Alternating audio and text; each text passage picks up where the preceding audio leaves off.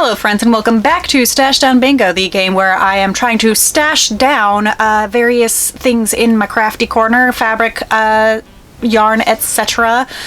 With the fun added bonus of a bingo sheet to just make things a little bit more interesting, theoretically maybe to keep me on track, but realistically not so much. So a lot of knitting podcasts usually start off with a what I am wearing and then go to finished objects. Sometimes, like today, I am starting off with a finished object that I did make, and that is the Dewdrops Headband. Behold.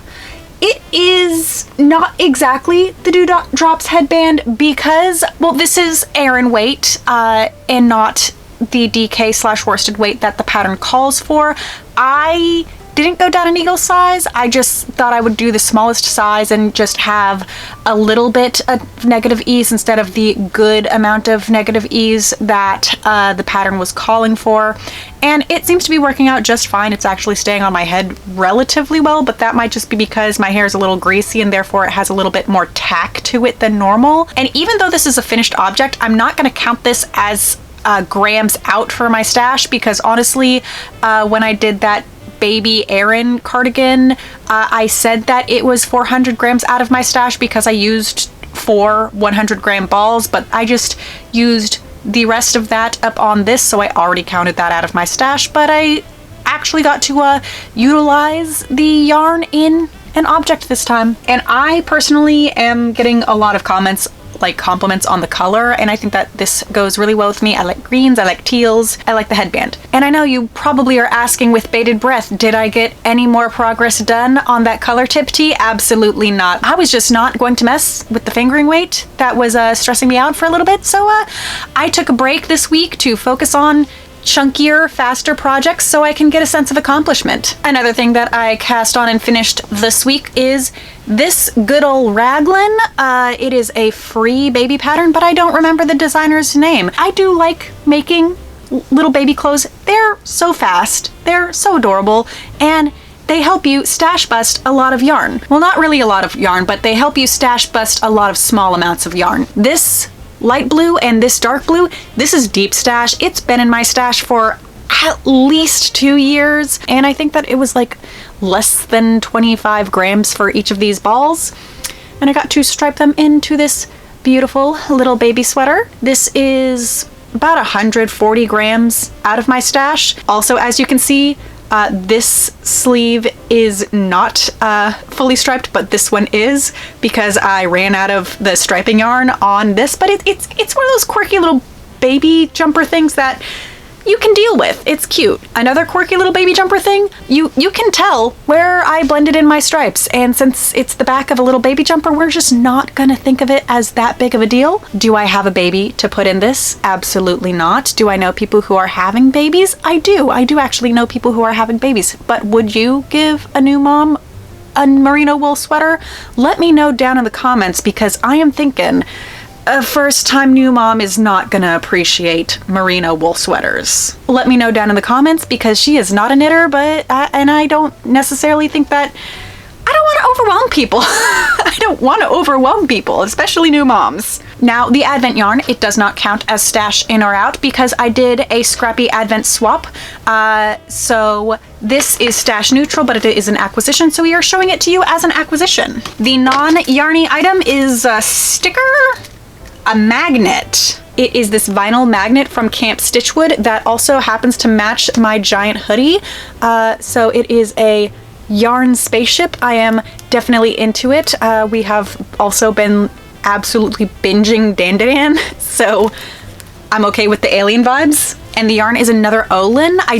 Was this one of the businesses that was no longer producing?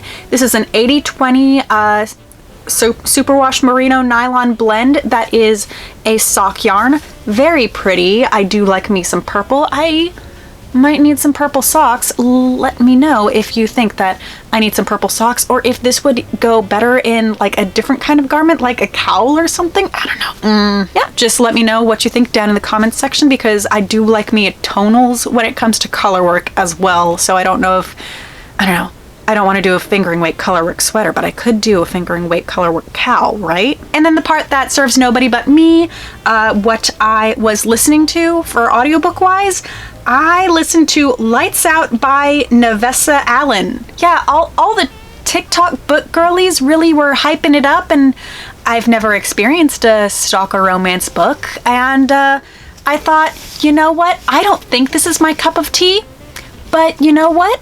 I'm not going to be able to say that until I try the cup of tea. It was not my cup of tea. The first part of the book, it was happening, and the main male character didn't seem that interesting. He was just kind of like generic bad boy broody until like the two of them do a really big whoopsie daisies, and the process of them trying to undo their really big whoopsie daisies is when I started seeing the main male character's like personality, and he's being kind of goofy, and that's when I started liking him, but not like the entire first half of the book. The entire first half of the book was just not for me. The book that I'm trying to self-pub, I have not gotten any progress on it. Once again, I am a little bit reliant on my husband going through and doing some more in-depth edits, but it's just kind of like reading the flow of the characters and the dialogue to make sure that they're consistent, and not necessarily reading through the flow and the dialogue to make sure the storyline is consistent at this point. So he's just gonna go through like one final edit, and then I'm gonna probably try to see how to copyright that. I'm not sure how much that's gonna cost or how complex a process that would be, and I think that you need to copyright it and then you're supposed to format it on Reedsy, but I'm not sure if Reedsy will do the copyright for you if you do XYZ. I don't know.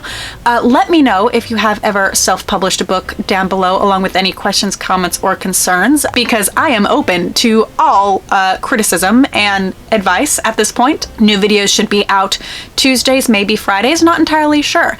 But if you like this kind of video, give it a thumbs up, like, subscribe, hit that bell icon so you know when I actually do post. Like always, stay happy, stay healthy, and we'll see you next time. Bye!